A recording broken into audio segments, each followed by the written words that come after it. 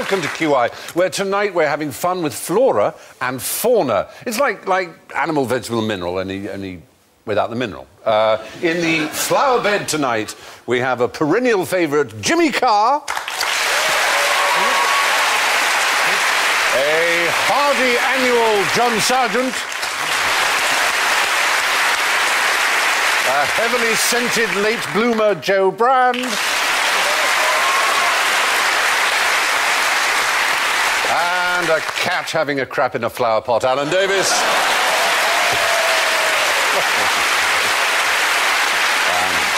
But before we plunge into my arboretum and bestiary, let's go wild with our buzzers. John goes. Jimmy goes. Joe goes. And Alan goes.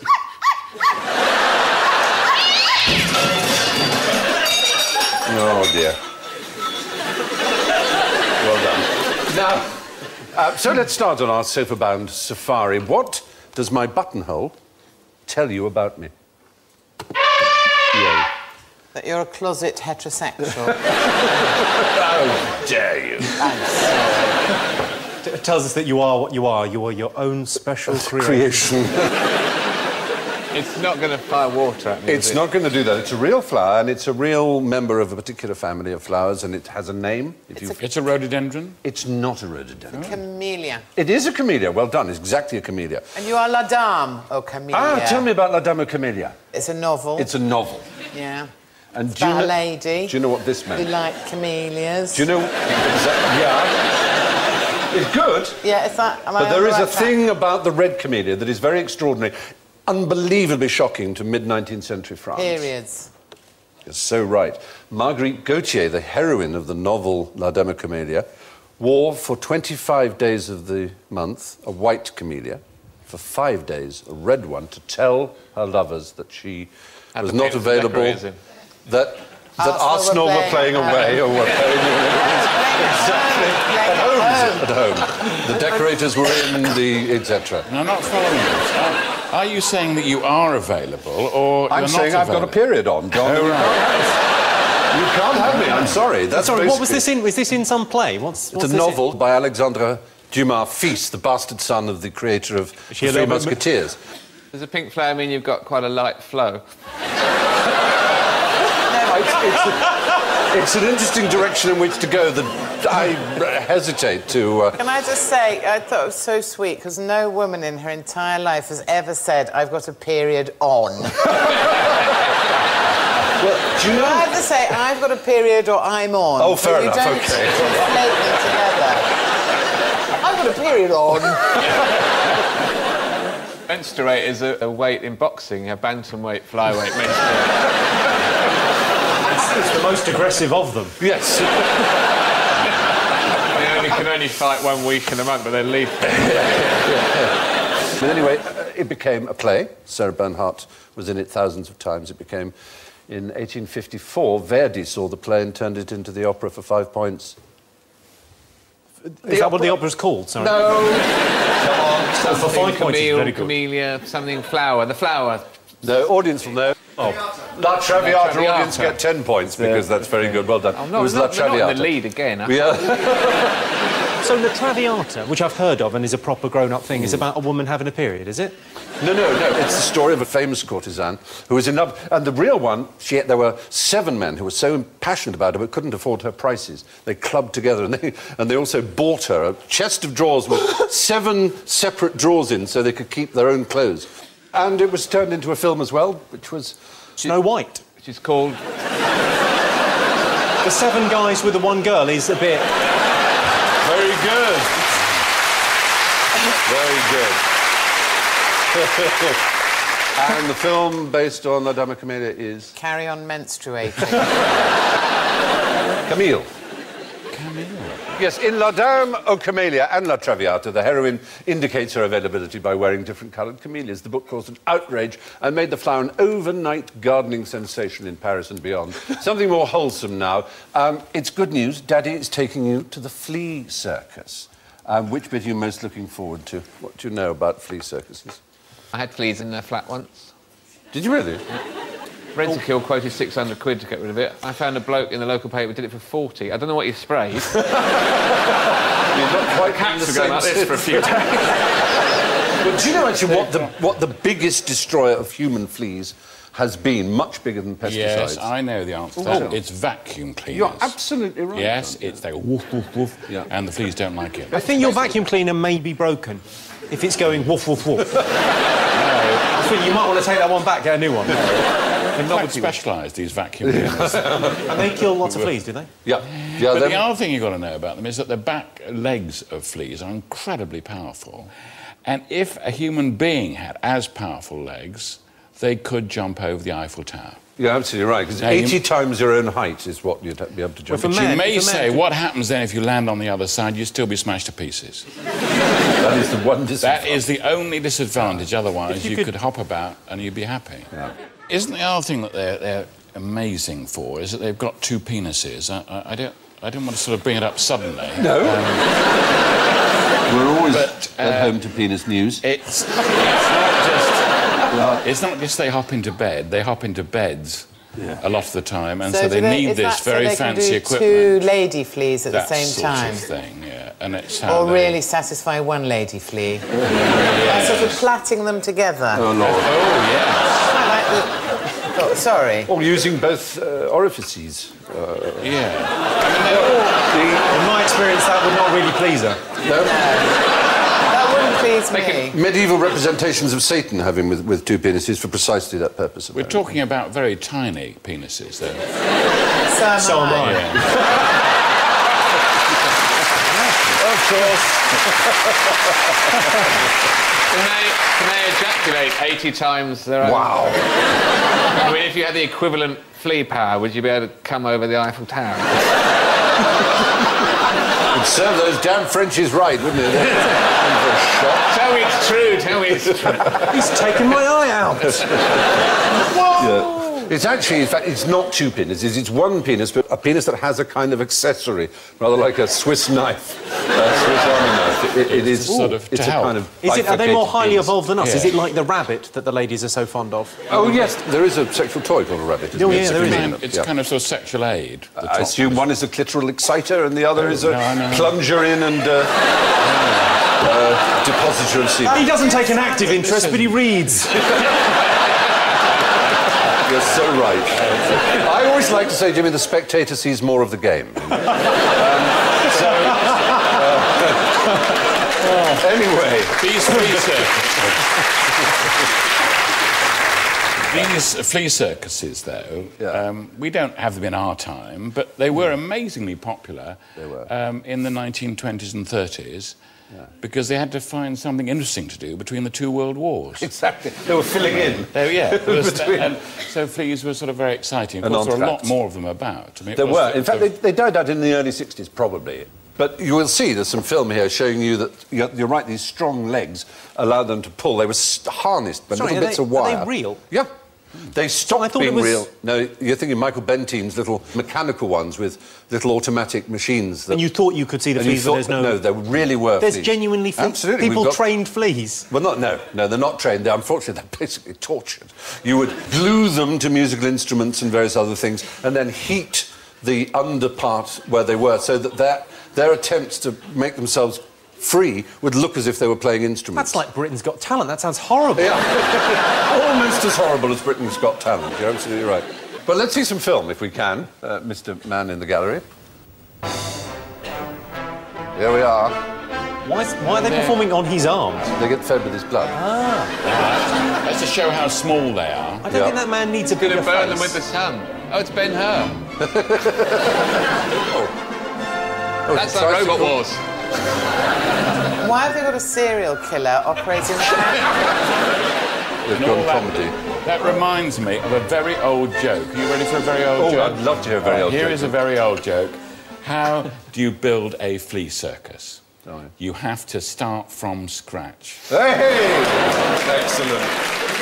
Was that stuff into the flea, or is it glued on? It's glued, or they make little wire harnesses for them. And, as I say, people like Michael Bentine then did these mechanical ones. He did one in a Royal Variety performance in the 60s. And that's when I first saw it, and I realised there were no fleas, and like you, I thought there was no such thing and that it was just a sort of joke. But it was also part of that idea that you'd have freak shows, wouldn't you? You'd have all sorts of daft things. It's awful to raise this. You two aren't related, are you? Are you suggesting we're some kind of freak show? No, I just said that should be next to the flea circus, Joe. There's not a... Well, there's a bit of a likeness. We're brother and sister. No, that explains it. Flea circuses covered a range of acts, including chariot races and fencing matches, as well as acrobatics. And techniques included gluing the fleas to musical instruments and then heating the floor so they appeared to be playing the instruments as they struggled to escape. Now, what is the really odd thing about the only fish in the world that lives in a tree? Jimmy? It's a squirrel. I'm 99% sure it's a squirrel and you've got mixed up. Possible, yeah. Is it going to be an underwater tree thing? Like those little fish that can live in anemones because they're the only ones that aren't poisoned by them, that sort of thing? Actually, these are trees above the surface. They Stephen, is that meant to No, be that's a ridiculous. perfect picture No. of... Because I'll tell you, otherwise, I know that's a salmon for a start. It does not like to live in a tree, I know that. No, we can actually show you the real fish in the tree. There we are in the mangrove swamps of Belize and Florida. Where is it? I can't see it. Florida, well, you can't see it yet, but this is its natural habitat. And, of course, these pools shrink, and it goes up these little grooves made by insects. It goes up, whole groups of them go up into the tree. And we can actually see one poking its little eye out there in a tree, and it will live there, but... And what's the unusual thing? It can... Unusual... Can it whistle one tune while it hums another?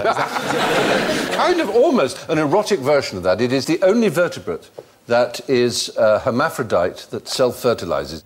That's actually how it breeds. It pleasures itself and makes itself pregnant. Why don't we all do that? In terms of Darwinian natural selection, why don't we all do that? Because that would be tremendous fun. My teenage years... It would be fun, yeah.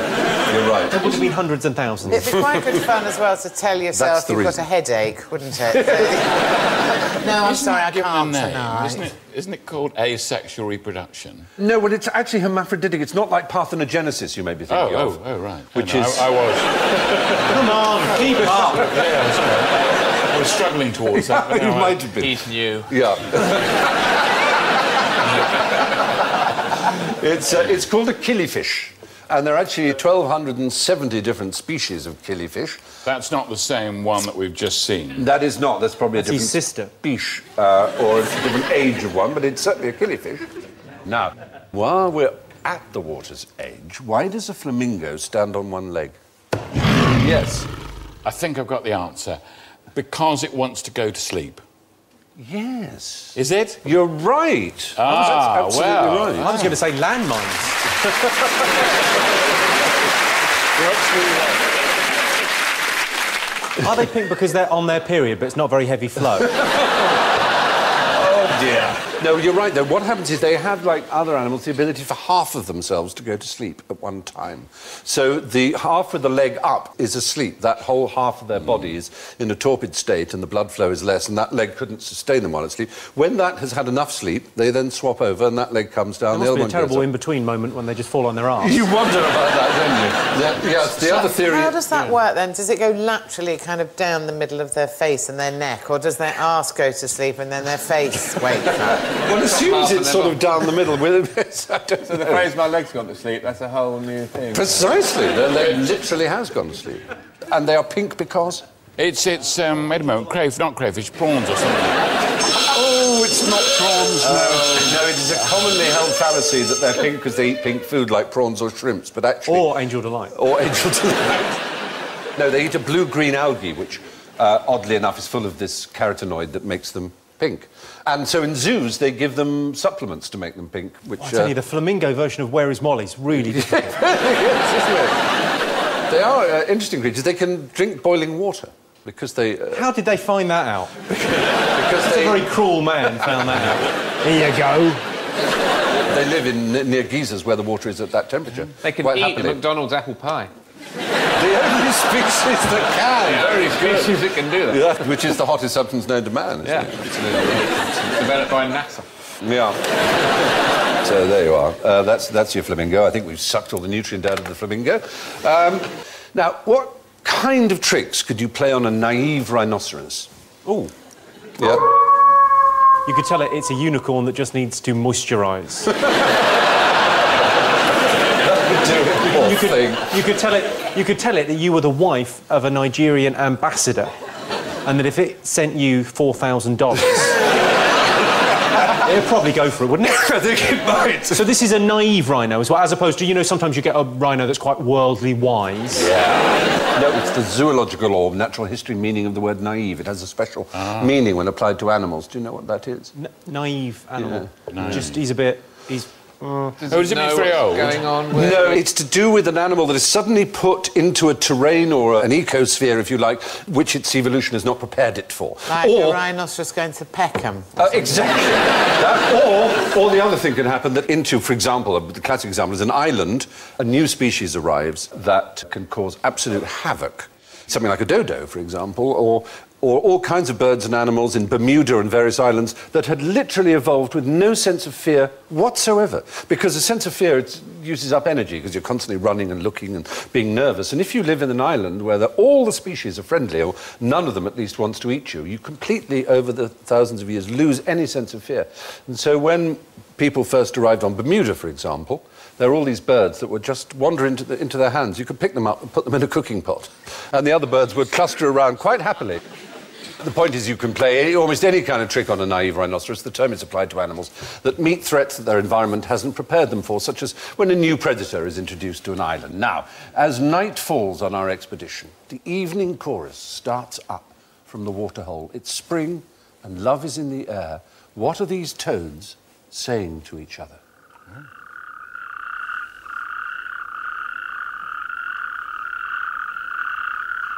very repetitive.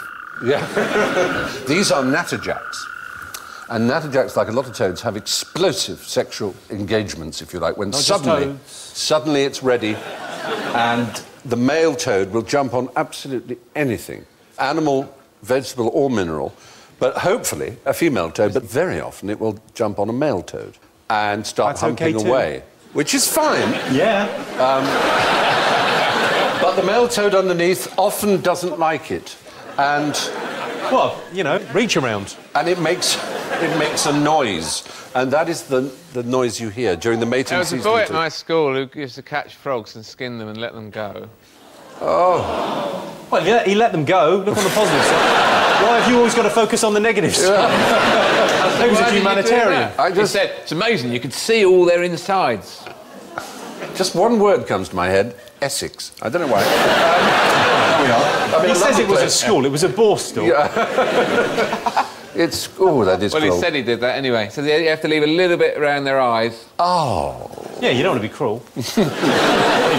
So you're saying that the sound that we heard there was a lot of frogs Don't going... bugger me, I'm a bloke. So I just can't understand the idea that this toad would have evolved and it would have gone, well, OK, when the mating season comes round, just go for your life.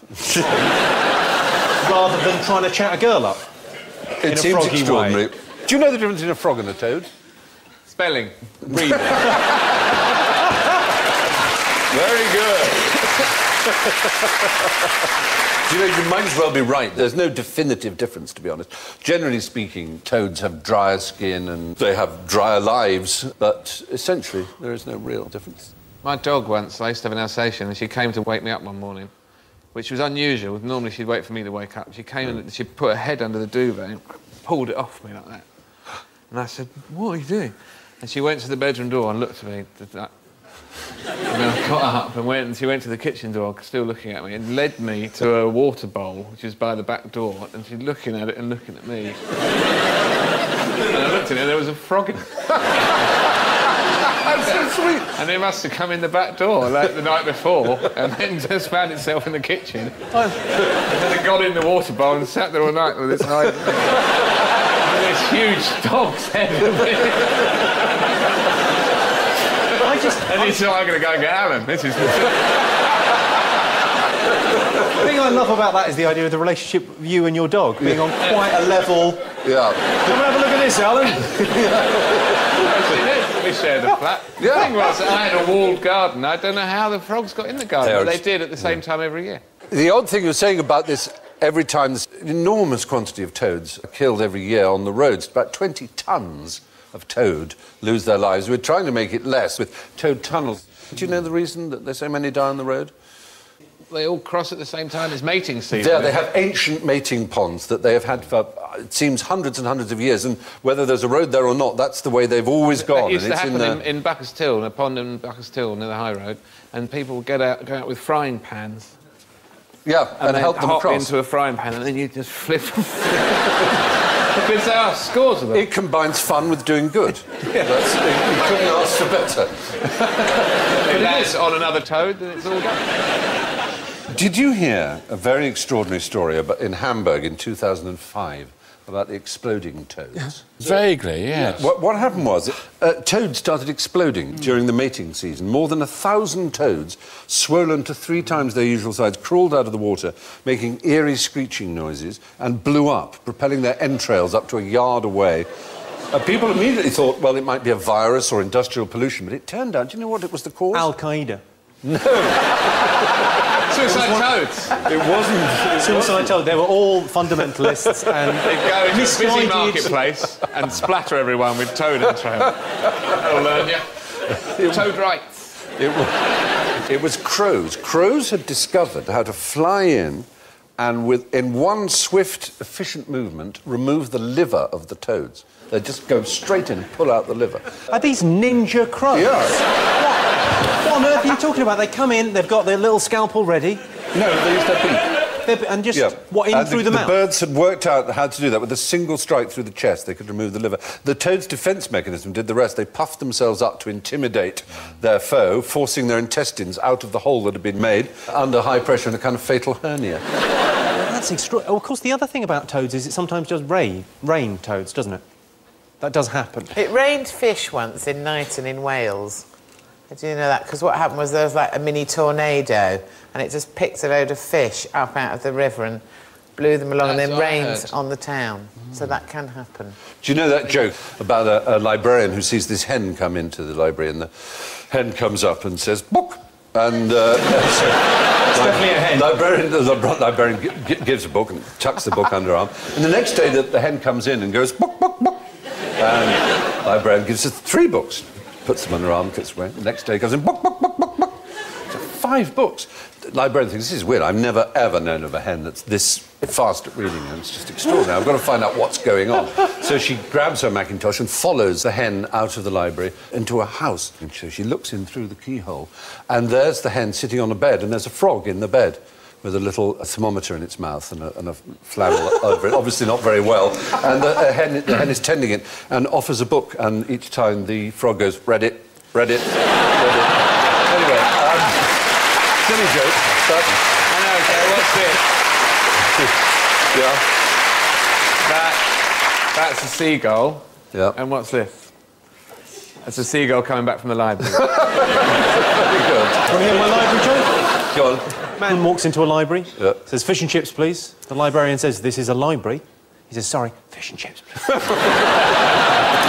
Excellent. But the reason I mention my particular joke is that actually there's something very odd about this perception we have that frogs go reddit, or ribbit, ribbit. And do you know why it is that all around the world people sort of do jokes or imagine that frogs make this noise? Because there's only one species of frog that actually makes that noise.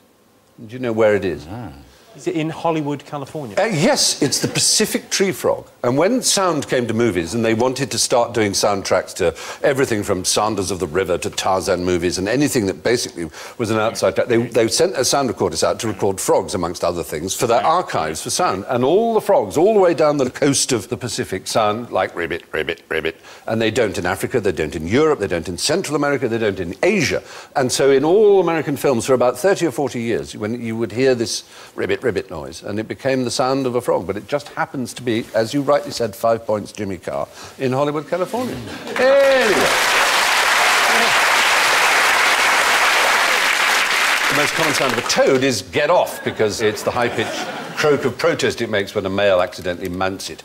Now, what's the worst that can happen in the middle of a fairy ring? Well, I'm not taking the blame. There's a time and a place for this sort of thing, and it is 10:30 Graham Norton show. Well, thank you for not saying sand in the Vaseline or something obvious like that. Oh no, I'll get to that. All right. I'll talk over it. It'll be some sort of flora or fauna, Yeah. I'll wager. Oddly enough, it's neither. If it isn't flora, no, but it is a living thing. It's a living thing. And if it's a living thing and it's not flora or fauna... Leprechaun. Fungus. It's fungus. They're magic, aren't they, fairy rings? Fairy rings are said to be magic things. By simple people. They are, exactly, because fungus grows in these, or can grow in these circles. And when the mushrooms shrink back, you get discoloured grass in a ring as well. And you see it in some of them, the one in France, up to 700 years old. What's the thing that happens then? Well, there are myths and legends about it. For example, Joe Brand, if you're a young lady... Well, I don't know why you look at me. I was trying to be gallant. It doesn't suit you. Fair enough. All right, then imagine a young lady, Joe I'll Brand. try. Yeah, and apparently if she goes into a fairy ring on May Day morning and washes her face with the dew from the grass inside, she will turn into a hag. So are you saying, obviously, I've done that? I'm saying whatever you do, don't do that. It would be a terrible Don't go into a thing. fairy ring. Don't do that again. You see, that's mean. There are worse things that can happen to a fair young maiden these days at the swings with half a bottle of cider. Yeah. Anyway, supposedly you might turn into a crone or get stuck in a time vortex, all kinds of superstitions. Actually, fairy rings aren't caused by dancing fairies, they are a fungus. Now, what use is a frog after a one-night stand? Yep. I think I've got the answer. I'm getting the spirit of this show. Yeah. It's about sex, isn't it? It kind of is. I did say after a one-night stand. There's some sort of natural morning after pill effect. No, not that. For 30 years, between 1930 and 1960, this was used by Western science in an absolutely serious way to perform a very important function. Do they turn a different colour or something if a woman's pregnant? It's not exactly that, but that is precisely the use they were put to as pregnancy tests. Not really? Yeah. They're pregnancy tests? They were pregnancy tests. A woman pees on that? No. No, a woman's urine is injected into it. How? With a needle. How Oh, else? OK. No wonder he looks so pissed. That's an African bullfrog, I think, but actually they use the clawed toad as much, or very... So hang on, that frog there's just had another frog on his back trying to bum him, and then suddenly there's a woman's pee being injected into him. He's having a horrible day. Well, the point is that it's a female clawed frog. If the woman was pregnant, the female frog, within 8 to 12 hours, would ovulate. It's as simple as that. I wonder if they have, like, a little blue line on their back, so you look at A it little like plus. A plus or a minus. But it was a standard pregnancy The test. best way to test if a woman is pregnant is just leave it 9 months, see if it gets a flat. Yeah, that's a good test. If it gets a house, it's twins. There was a terrible outcome of having these African frogs around the place. The National Health Service in Britain kept a lot of them, and some of them escaped, and unfortunately they had a disease. They were full of piss. It was called chytridiomycosis, and it is threatening a third of all the world's amphibians now. It's spread around the world. It's actually a deep tragedy, and these frogs have caused part of it. So our Western desire to know whether we're pregnant before the 9 months has caused huge damage to lots of amphibians. So there we are. African clawed frogs ovulate if injected with the urine from a pregnant woman. And until the 1950s, this was the only available pregnancy test. From frogs to hogs, why should we feel particularly sorry for the pygmy hog-sucking louse? Yay. I think we've got to worry about this because the louse goes onto the hog, right? Yeah. But the hogs are very small and they're not very interesting, and they're dying out. Is that the answer? Absolutely right, John Sargent, yes. It's an easily forgotten fact that when a species that we care about, as humans we tend to care about big woolly species, when they become endangered we forget that there are many other species that are dependent on them, and such an example is the pygmy hog, of which there are only about 150 left in the world, and there is a whole species of louse which is only able to live on this animal. I can't believe it's able to sustain that louse, because they're about the same size. It's, You get a couple of those on your back, no wonder they're dying out. we have lice, of course, human lice. We have Well, head Stephen, lice. we didn't want to discuss that in front of other people. Yeah, we'll go and see a specialist. And they're quite interesting. They tell us a lot about ourselves. For example, the body louse only lives in human clothing, and we know that it's only 70,000 years old as a subspecies of louse. And that sort of tells us that humans started to wear clothing 70,000 years ago. And we didn't mention this about our fleas, did we? You know when we talk about fleas and all that stuff, the flea circus? Well, they only used human fleas. Oh, and the human fleas are now dying out, maybe extinct. Because of? Because of vacuum cleaning and all that stuff. Going woof woof, yeah. But it's... isn't there, but that is odd, isn't it? You're absolutely right. Yeah. It is a bizarre thing, though, where we care a lot more about the little fluffy things than the horrible, that beastie-looking thing. Yeah. Because isn't there the thing about the panda? The panda is the emblem of the World Wildlife Fund, so a massively disproportionate amount of money goes towards saving the panda because it looks like a battered wife. Right. Yeah. The pygmy hog-sucking louse is the only species of louse classified as critically endangered. It's co-endangered with the dwindling pygmy hog population in northern India. Now, whilst the pygmy hog-sucking louse is in decline, it's up and away for ferrets. So tell me, how does a ferret build an airliner? Yes.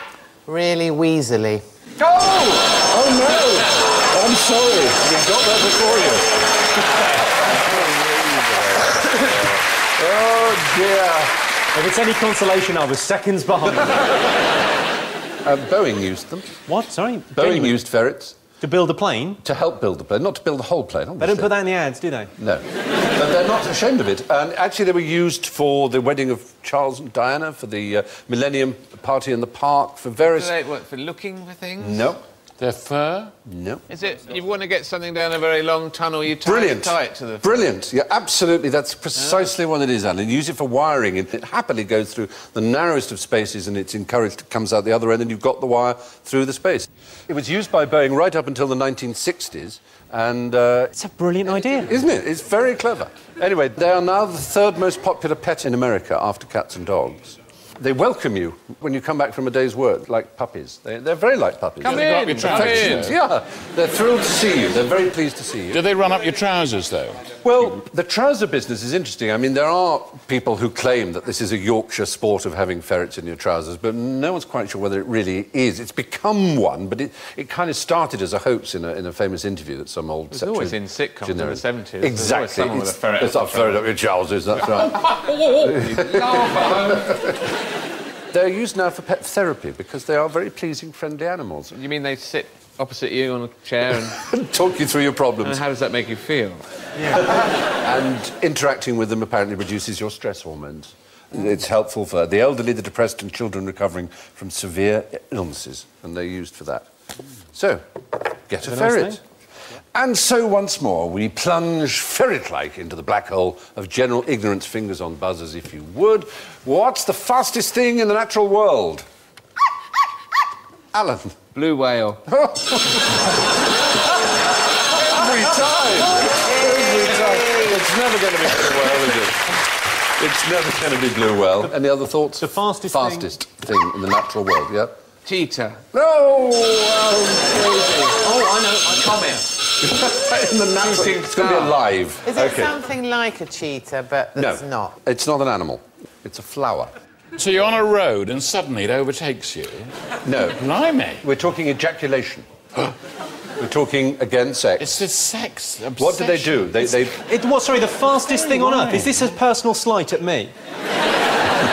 Because I'd had a very busy week. No, it's not. It's not that. It's a flower called the white mulberry. And it pushes out its pollen at half the speed of sound, Mach 0.5, which is over 350 miles per hour. Gosh. It's the fastest thing in biology. Nothing moves faster. But what about an aircraft? Oh, yeah. In biology. Well, what about a naturally reared organic aircraft?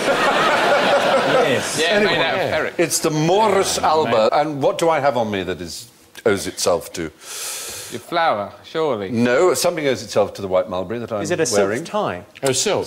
Silk, of course, yeah. So there are thousands of them in China in particular, of course, where much silk is. The silkworm lives on the white mulberry leaves. But it pollinates, it pushes out its pollen at this astounding speed.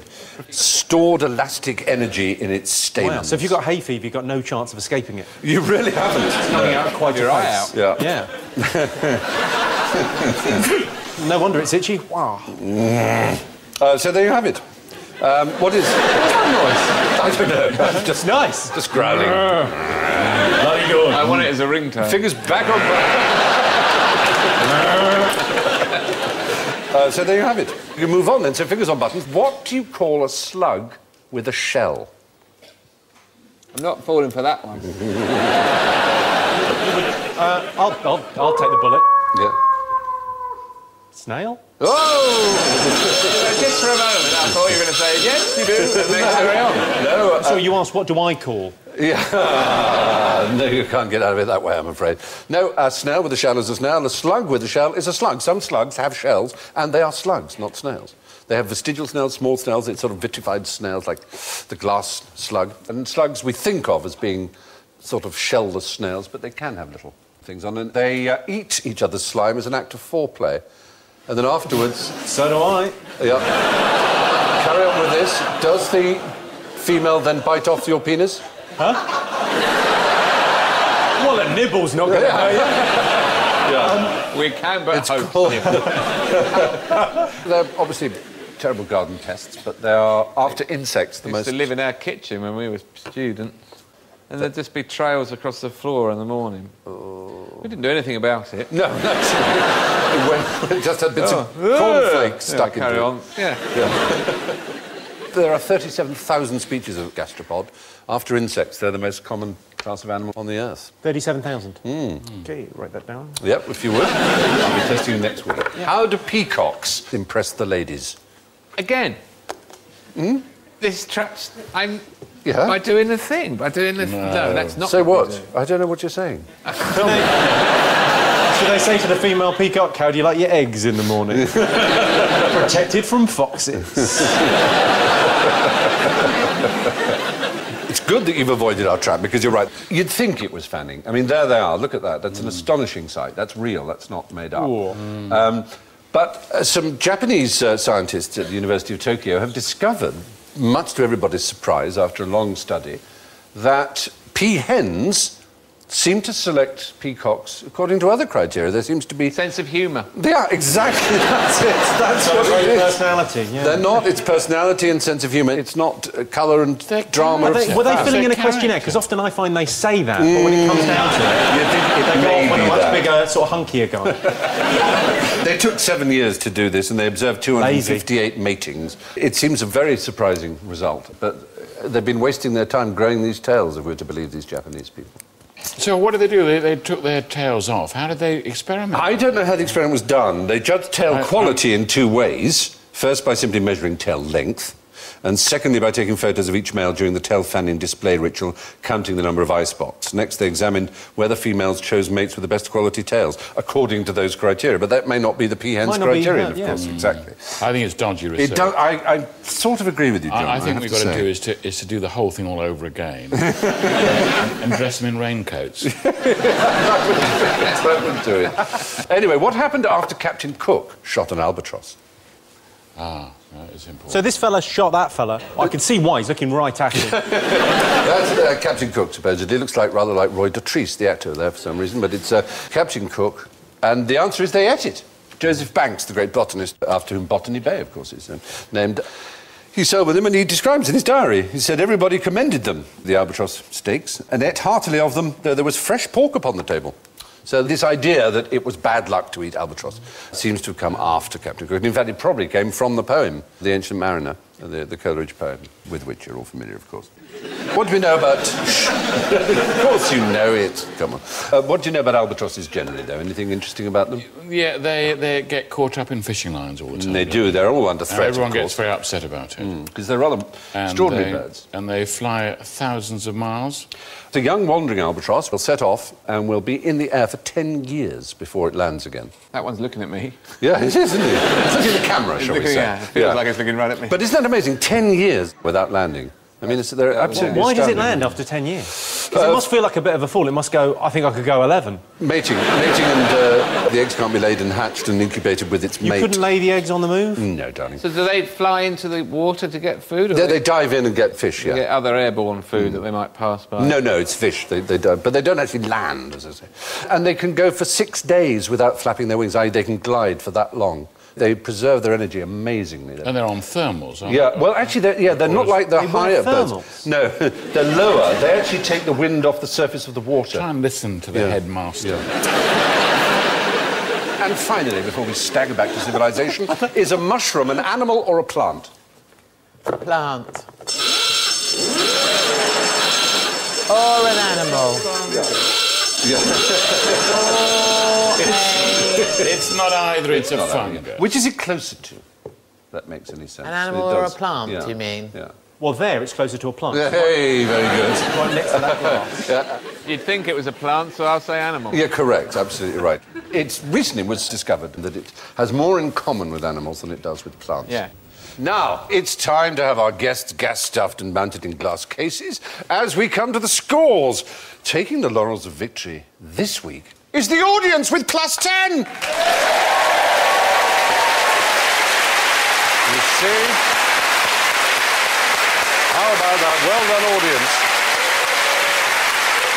You see, it pays to know about opera. Just that Traviata, and there you are, they win. But in a creditable second place with -1, Jimmy Carr. And in third place with an excellent score for a beginner, -4, John Sargent. And in his usual fourth place, but oddly not last, with -18, Alan Davis. And in this F-Series, finally and fifthly, it's the filthily fabulous Joe Brown with -27.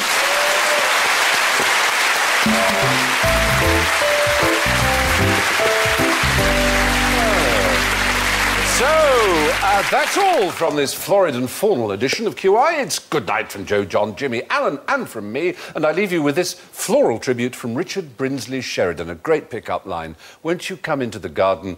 I would like my roses to see you. Good night.